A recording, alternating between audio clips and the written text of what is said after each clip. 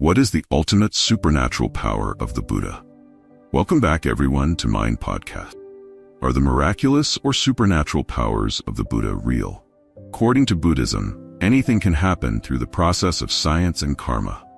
The mental powers can create miraculous feats or phenomena that are difficult to explain using ordinary knowledge of laypeople like us, who are still filled with ignorance and defilements. It is true that in the scriptures, there are accounts of some miraculous and supernatural powers that the Buddha demonstrated a few times to subdue the morality of overly aggressive non-believers. However, Buddha never spoke much about these powers, nor taught them as essential doctrine. Some other stories about the Buddha's supernatural abilities might have been somewhat exaggerated by ancient monks out of deep reverence for the Buddha, or to create an elevated image of him to rival the mystical legends of other theistic religions of that ancient time. Buddhism does not encourage the glorification or blind belief in miracles, magic, or an image of a Buddha full of mystical powers and sorcery. The Buddha did not advocate magic or supernatural abilities as a form of spiritual practice. In fact, if someone weak, without any martial skills or supernatural abilities, becomes a pure practitioner and attains enlightenment, that is the true miracle to admire. In many other religions, we often hear about miracles performed by their founders or disciples. In the case of the Buddha, some of his demonstrations from birth, and the rare occasions when he used powers to persuade certain extremists, are considered supernatural abilities. In other religions or sects, these powers would be called miracles. However, the Buddha attained these abilities through meditation. Buddha practiced and succeeded in reaching the highest levels of meditation, allowing the mind to achieve its highest peak, where he attained nirvana. Powers such as flying in the air, transforming into multiple bodies, reading the minds of others, or passing through walls are abilities that ordinary people cannot achieve. The Buddha also taught that these abilities can be attained by anyone through the process of meditation. Therefore, if one understands that these powers come through meditation, they will not be surprised or call them miracles. In summary, supernatural abilities are extraordinary capacities that exceed normal human limitations when a person's mind is properly trained through meditation and reaches profound depth. When a person named Kata came to meet the Buddha and said that the people in the prosperous region of Nalanda had faith in the Buddha, he requested the Buddha to send a disciple to demonstrate some supernatural powers to increase the people's faith even more. The Buddha responded, "Katha, I have never taught the monastic code to the monks for the purpose of doing such things." Even though the man requested for a third time, Buddha still refused. Afterward, the Buddha explained to him about 3 types of supernatural powers, with the following essence. The first type of supernatural power involves extraordinary abilities such as duplicating oneself or transforming into multiple bodies, passing through walls, flying in the air, or walking on water. Abilities that ordinary people cannot possess. The second type of supernatural power involves reading the minds of others. The third type of supernatural power is the ability to guide and enlighten others, to help them progress through practice and meditation, and to teach different methods suited to different individuals for their spiritual growth. The Buddha stated that if a monk or disciple were to demonstrate the first 2 types of supernatural powers to impress or win over an audience, it would be no different from magicians or sorcerers performing tricks. He went on to say that those who practice these worldly powers bring shame and dishonor upon themselves, because such displays are merely for conquest or attraction, and do nothing to address the suffering of life. The third type of supernatural power, which the Buddha called the guiding power, is the ability to help others eliminate the suffering of existence. This power was praised by the Buddha as the most noble and useful, because only those methods that help people eliminate and escape worldly suffering are truly valuable to humans, especially to someone like the Buddha, who was striving to save all sentient beings at the time. Another example illustrating the Buddha's view on supernatural powers is a story where the Buddha was crossing a river and met an ascetic who had practiced austerities for 25 years. The Buddha asked him what he had gained from such difficult practice. The man replied that after all those years of austere practice, could now walk on water to cross the river. The Buddha then remarked that the man had wasted his life on something useless. For one could cross the river by simply paying a penny for a boat ride, instead of spending 25 years of one's short life on such an effort. Upon hearing this story, one might smile or find it amusing. In the past, when people believed in gods and magic, if someone saw a person walking on water, they would likely be very impressed and might ask to become that person's disciple for life. But the Buddha viewed this ability as worth no more than a penny. The Buddha also advised people not to believe in anyone simply because of their abilities or words, or just because that person is their teacher. Even the teacher's words and moral character should be carefully examined.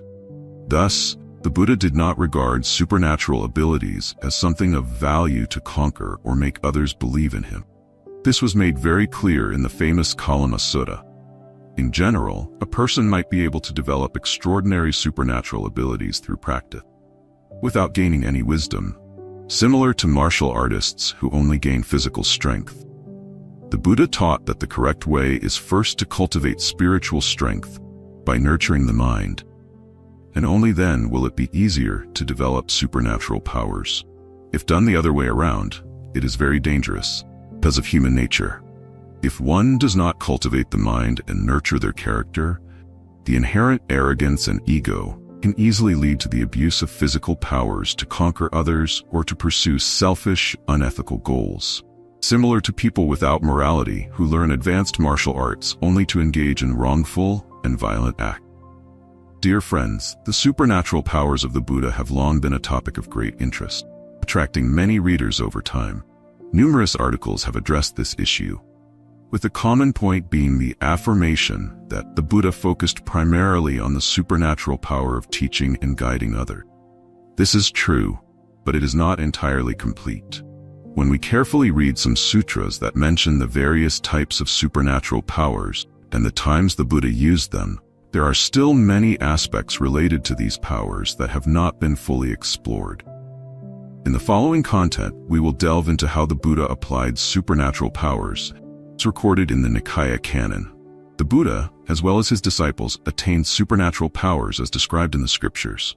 The three types of supernatural powers frequently mentioned in the Buddha's teachings are the powers of transformation, mind reading, and teaching. The Buddha further explained these three powers as follows. 1. Transformation. Supernatural power. This power involves performing strange and extraordinary feats, such as transforming one body into many, or many bodies into one, changing appearances, passing through walls, mountains, and the earth as if moving through empty space, diving into the ground and emerging again, walking on water as if on land, sitting cross-legged in midair like a bird, touching the sun and moon with one's hand. These are mighty and awe-inspiring feats. One can even fly to the Brahma realm by their own power. These miraculous feats attract a vast number of people, especially those who are absorbed in worldly pleasures and curiosity, as they admire and are fascinated by such strange and extraordinary demonstrations, treating them as mere worldly entertainment. 2. Mind reading, supernatural power. This ability involves understanding and revealing the thoughts of others. Practitioner can say, "Your thoughts are this, your thoughts are that, your mind is like this." According to the sutras, this ability can manifest in various ways. Some people have the capacity to observe the physical features of others and discern their thoughts. Others may possess a special ability to hear the voices of humans, non-humans, and celestial beings, or receive their messages, then reflect on and express what they hear. Some attain this power through the practice of specific meditations, achieving concentration without thought or inquiry, allowing their mind to clearly perceive the minds of others. Depending on where a noble practitioner directs their focus, their mind will immediately understand the situation at hand. As a result, they can know and reveal the thoughts of others. The power of mind reading often commands respect and admiration from others, as if the practitioner can read mind. However, this power carries hidden dangers that are hard to foresee and offers only limited benefits. 3. Teaching supernatural power. This power involves skillfully using teachings to guide others to abandon negative thoughts, words, and actions, and return to a path of virtue, leading to peace and happiness in life. The scriptures describe this power as using the correct teachings to advise, "You should think in this way, not that way." This supernatural power is the most valuable as it helps people eliminate suffering and attain happiness through wise guidance. In summary, while the Buddha acknowledged the existence of supernatural powers, he emphasized that the highest and most noble use of such powers is to guide others toward a better life, free from suffering. Focus your mind in this way, not in that way. Let go of this and reach for that. The teaching of supernatural power can be described as a special ability that helps a person abandon negative actions, speech, and thoughts, and instead nurture goodness through the three means: body, speech, and mind. It is about choosing the upward path that leads to true and lasting happiness in the present and future. The teaching supernatural power uses the energy of education to help transform an individual's body and mind in a positive direction, creating a remarkable change in the person, as if by magic. The Buddha's attitude towards supernatural powers. Human psychology is often curious and attracted to strange, unusual, and extraordinary things because people are so accustomed to normal life. Anything out of the ordinary captures their attention. As a result, most people admire those who possess the ability to perform supernatural feats. They believe such abilities come from extraordinary individuals. These miraculous displays, like illusions and magic, a powerful, irresistible allure. Not only lay people are drawn to these displays of supernatural powers, but even some monks during the Buddha's time, such as the monk Sunak, became discontent and abandoned monastic life, turning to lay life because he criticized the Buddha for not displaying supernatural powers. In reality, the Buddha fully attained all kinds of supernatural powers, but he was very limited in his use of them as a way to perform special feats, especially to satisfy the curiosity of the masses, because he saw that this brought no real practical benefit. In situations where it was necessary, Buddha would still use supernatural powers, very sparingly and cautiously. In the Anguttara Nikaya, Chapter 2, the Buddha is described as disappearing from Jeta's grove and reappearing at the eastern park at the request of the Devas, as easily as a strong man stretches out or contracts his arm. On another occasion, when the Buddha was on his way to Kusinara, he arrived at the Ganges River, which was overflowing. People were looking for boats, rafts, or logs to cross to the other side. The Buddha, as swiftly as a strong man flexing and extending his arm, disappeared from one bank and reappeared on the other bank along with the assembly of monks. Digha Nikaya, Sutta 16, Mahaparinibbana Sutta. In situations where the Buddha's presence was urgently required at a faraway location that could not be reached through ordinary travel, he did not hesitate to use supernatural powers as a means. For the Buddha, it was as ordinary and simple as us using transportation to meet our needs. When the distance is short, we walk. For longer distances, we take a motorbike. And for even farther distances, we use cars or airplanes. Not only the Buddha, but also his disciples, under his direct guidance, refrained from abusing supernatural powers. There was an instance where the Sangha went to a layperson's house for a meal, invited by the householder. That day, the weather was extremely hot, and the monks were sweating profusely, their bodies drenched as if they were melting. At that moment, a young monk who had not been ordained for long used his supernatural powers to create a cool breeze, causing a storm to rise, and rain began to fall, bringing a pleasant coolness. The young monk then addressed the elder monk in the assembly, saying, "Is that sufficient, venerable elder?" The elder monk confirmed, "Yes, that is enough." The householder, impressed by the supernatural powers of the monk, felt deep gratitude. Mahakassapa, on returning to the monastery, was once again requested to display his supernatural powers for the householder. The monk Mahakassapa instructed them to place a bundle of straw on a monk's upper robe in the corridor. He then entered the monastery, locked the door, and performed his supernatural powers, causing flames to shoot out from the keyhole and through the cracks in the door, burning the straw but not the upper robe. The householder, stunned and frightened, touched the untouched robe, his hair standing on end. Mahakassapa came out of the monastery and said to the householder, That is enough. This is sufficient. This display of supernatural power was deemed necessary in this case because the extreme heat caused discomfort, making it difficult for the monks to maintain serenity while having their meal at the householder's home. In such instances, the monks could use their powers to bring about a cool, pleasant environment for the community. In another case, when the householder requested proof of spiritual attainment to strengthen faith in the 3 jewels for newcomers, the Buddha allowed the monks to display their supernatural abilities. However, those performing such powers never dwelled on them, stopping once they had demonstrated enough. After all, the outcome of a practitioner's spiritual progress is not merely their ability to display supernatural powers. The Buddha subtly conveyed the message to his disciples that such powers were merely tools to create the best environment and most comfortable mindset for the monks to practice and guide others in the Dharma. The Buddha's perspective was always consistent. Supernatural powers should only be used when truly necessary, and solely to serve the purpose of spreading the Dharma. The Buddha never used these powers to entice or attract.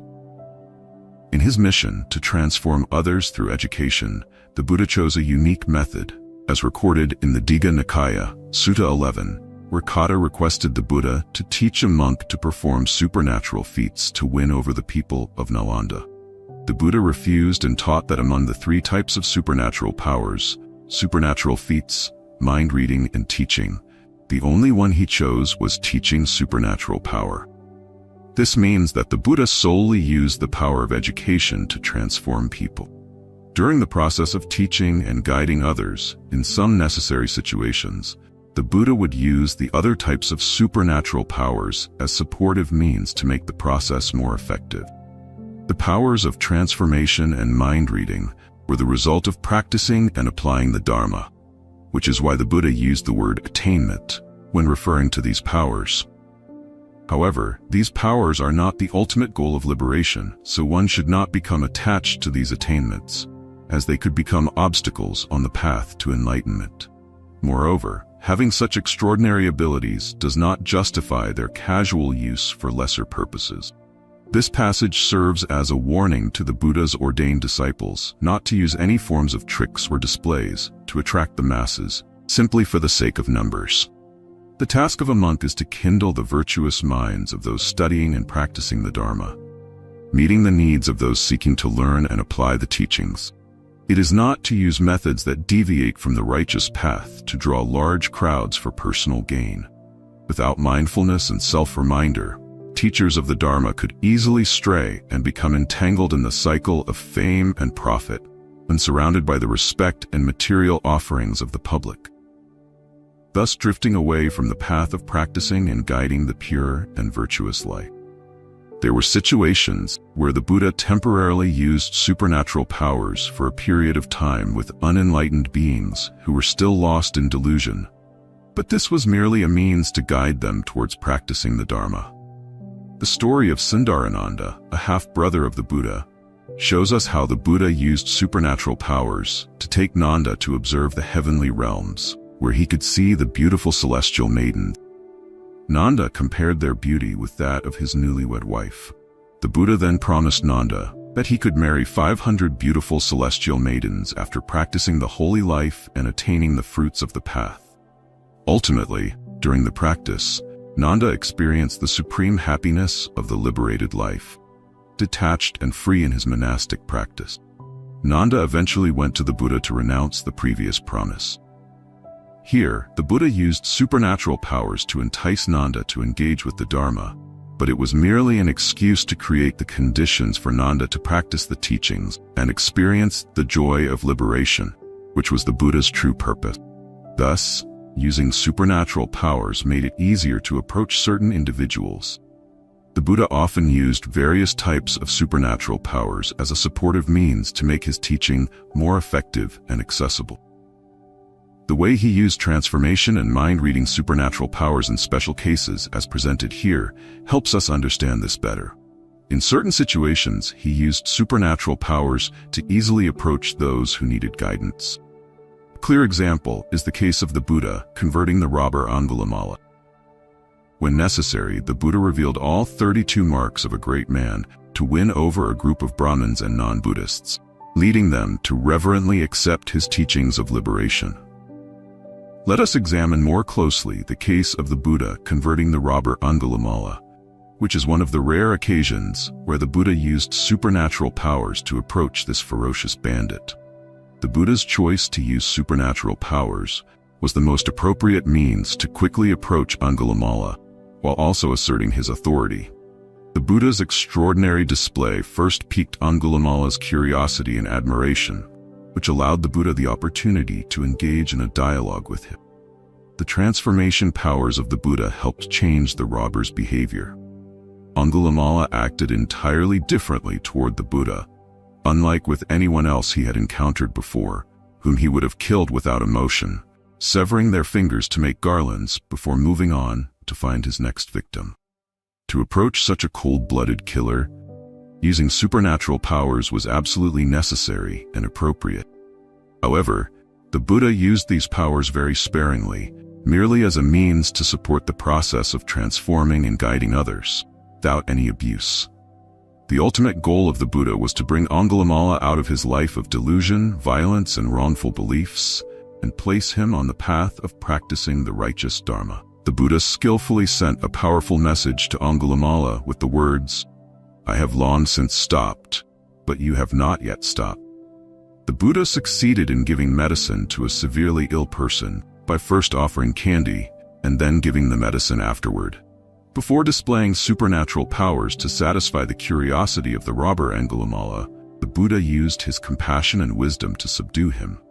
Looking at the entire process of transformation, we can see that, thanks to the Buddha's timely and insightful words, a bloodthirsty bandit became a model monk within the Sangha. What else could this be, if not a demonstration of the Buddha's teaching supernatural power? Throughout his life, the Buddha guided sentient beings with the purpose of helping them transform from delusion to enlightenment. He focused primarily on the teaching's supernatural power, while he considered the powers of transformation and mind reading to be potentially dangerous and harmful, leading to many dangers if misused. However, combined and used at the right time, with moderation, these supernatural abilities could effectively support the teaching process, helping people to open their minds. The Buddha was very successful in doing this. He used supernatural powers to understand the thoughts and intentions of others, to teach them better. The Buddha rarely used supernatural powers, but in some contexts, the scriptures mention that he used mind reading, understand the thoughts of a young Brahmin named Kathika. The Buddha did not use supernatural powers for show or display, rather as tools to support the teaching supernatural power, which he frequently employed. Before going on alms rounds, the Buddha would use mind reading to contemplate the karmic connections of beings and decide which people to reach out to that day. This allowed him to use his time most effectively, giving those with a connection to the Dharma a precious opportunity to meet him and be fully transformed. The scriptures recount many instances where, right after being enlightened by the Buddha, individuals immediately took refuge in the Three Jewels and passed away soon after. For example, the story of a sick boy who was laid on the street by his father, was fortunate enough to meet the Buddha, develop faith in the Three Jewels, and pass away in peace shortly after. Or the case of a monk recently ordained by the Buddha, who was gored to death by a bull. These are just a few examples of the benefits gained through the Buddha's use of mind reading during the teaching process, helping many people to overcome suffering and live happy lives. In many cases, to make the teaching more effective and avoid wasting time or unnecessary effort in travel, the Buddha used both transformation and mind-reading powers to ensure the best results. The scriptures also recount how the Buddha once used mind-reading to realize several disciples were at fault. Instead of sending someone to call the disciples who were meditating alone in various distant places, wasting time and effort for the messenger, the Buddha thought, "I shall display my supernatural power to summon the monks with guilty minds to come to me in pairs or small groups." Thus, he used supernatural powers to gather the monks so he could correct and teach them, giving him more time to help even more people. The Buddha used supernatural powers to promptly uplift and instruct his disciples. In most situations, he read the thoughts of his disciples using mind reading, then used that ability to engage in dialogue with them, confirm their thoughts, or guide them in a timely manner. Practicing the Dharma with infinite compassion, the Buddha always arrived in time to offer support and guidance to his disciples who had lost faith and direction in their practice, the righteous path. And sensing the need for help from his disciples, as a true spiritual guide, the Buddha never missed an opportunity to provide assistance as quickly as possible to help them solve their problems. However, the purpose of using supernatural powers was to be present when needed. And once the Buddha had reached the individual, he would use his wisdom to explain the situation and guide them through their difficulties or adjust their practice to yield better results. An example of this is the story of Venerable Kalapantaka, who was a slow learner and was harshly criticized and sent home by his older brother, Venerable Mahapantaka, to live as a layperson because he couldn't memorize any verses or suttas despite his deep respect for the Buddha's teaching. Feeling lost, confused, and disheartened, the Buddha, using his mind-reading power, understood Kalapantaka's state of mind and used supernatural powers to meet him. The Buddha consoled, encouraged, and guided him in a method of practice suited to him. As a result, Kalapantaka attained liberation. Following this event, the Buddha delivered the Dhammapada verse 25. The wise, restrained by mindfulness, build themselves an island that no flood can overwhelm. This event is recorded in the stories of the elder monks and the Dhammapada commentary on verses 557 to 558, where Kalapantaka spoke after attaining enlightenment. Another story is that of Venerable Sona, who, overwhelmed by afflictions and lacking mindfulness, considered returning to lay life to perform good deeds and enjoy the happiness of a householder. Using his mind-reading power, the Buddha knew Sona's thoughts and immediately appeared before him, asking about his recent contemplation. Sona confessed that he was thinking of abandoning the practice. The Buddha then inquired about Sona's experience playing the lute, which he was skilled at before becoming a monk, using this as an analogy to encourage him to continue practicing with balance, neither too intense nor too lax, to make progress in the practice. Thanks to the Buddha's timely intervention, Sona overcame his discouragement and diligently practiced until he attained liberation. The Buddha used mind reading and supernatural powers as tools, applied at the right time, promptly helped Sona overcome his dejection and avoid regression when he had not yet found an effective method of practice. The Buddha also used supernatural powers to remind his disciples during their practice. When necessary, to offer timely guidance, the Buddha would use his powers to reach the disciple as quickly as possible, understanding the importance of time when the disciple was under pressure and unable to find a solution. Venerable Moggallana once recounted to his fellow monks a conversation with the Buddha when the Buddha was in Savatthi and Moggallana was in Rajagaha, a distance of approximately 650 kilometers. When the monks asked if Moggallana had traveled to meet the Buddha using supernatural powers, or if the Buddha had come to Moggallana by such means, Moggallana replied that both the Buddha and he used supernatural powers to be near each other geographically. With their pure divine vision and divine hearing, they were able to connect. When the Buddha taught Moggallana, he could grasp the teaching fully without needing to travel physically to the Buddha's location. On another occasion, Venerable Moggallana shared with his fellow monks that the Buddha, using supernatural powers, approached him and said, "Moggallana, do not be heedless in the first jhana. Focus your mind on the first jhana. Direct your mind to the first jhana."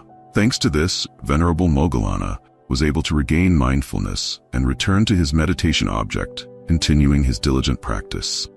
Although supernatural powers are extraordinary abilities and the result of spiritual attainment, they require practice and spiritual achievement. However, the way the Buddha used these powers in necessary and appropriate situations serves as a reminder to his disciples not to get caught up in these extraordinary displays. This is because these powers are not the ultimate goal of those who practice the right path. They are merely beautiful sights along the way, something we can enjoy but should pass by. not stopping before reaching the final destination. When used for educational purposes, these special abilities can greatly support the learning process, making it more effective and saving time and energy for both the learner and the teacher. However, if these powers are seen as the ultimate goal of spiritual practice and used to impress others, or if they are displayed out of a desire to be admired or praised, or if supernatural powers are viewed as the sole manifestation of spiritual attainment, leading to excessive offerings and reverence for that individual, then the value of those powers is diminished. One confirmation of this issue is when Devadatta harbored the desire to lead the Sangha. With that desire arising, Devadatta's supernatural powers faded. The Buddha was able to timely resolve his disciples' doubts about their practice through the support of mind reading and transformation powers.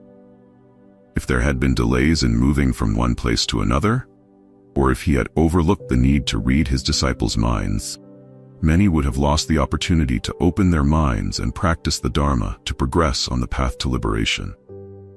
The teaching's supernatural power is far superior to the transformation and mind-reading powers that people admire and hold as extraordinary abilities worthy of praise. When referred to as higher human abilities, people often see them as signs of spiritual attainment. Some even complain to the Buddha, saying that in the past there were fewer monks, but many more of them demonstrated higher human abilities and supernatural power. Nowadays, there are more monks, but fewer display these abilities. However, the Buddha affirmed that of the 3 types of supernatural powers mentioned, he only accepted the third one, teaching supernatural power. This power is what leads people from delusion to enlightenment, from suffering to peace, and from the cycle of birth and death to nirvana. It is far more valuable, wondrous, and miraculous than the others. Not only the Buddha, but also knowledgeable Brahmins agreed that teaching supernatural power is the most superior and wonderful of all powers. The Buddha, his sermons contained elements of supernatural power because they had supreme and miraculous capability. On this basis, the Buddha encouraged us to offer the Dharma to each other as the highest form of generosity in life.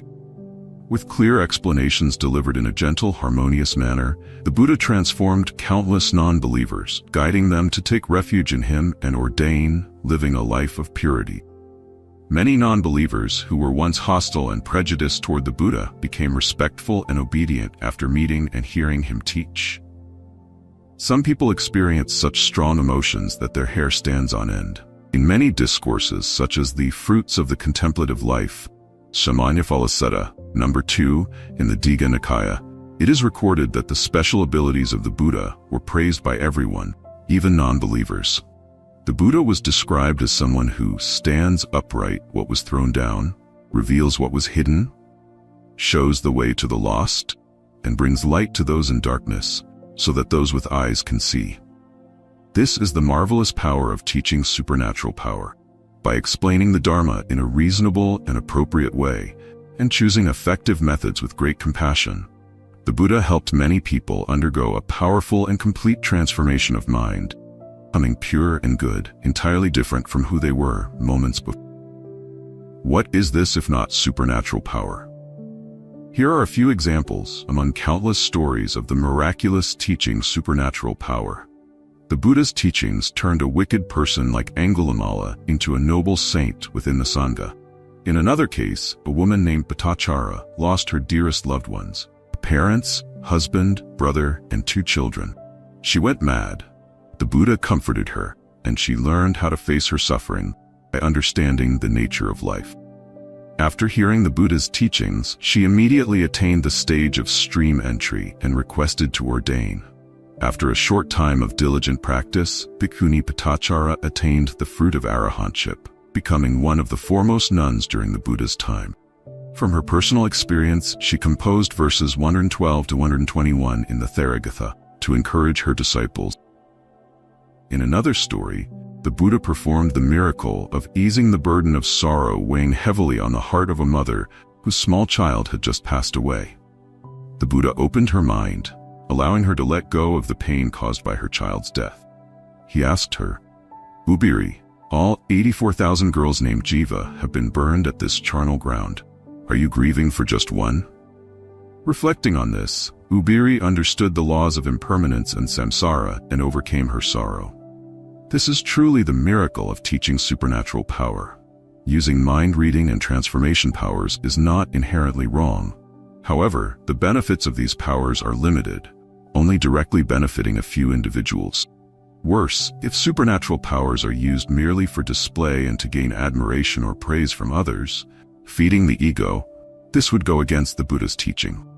The Buddha's principle was to expand the model of a virtuous and ethical life in society.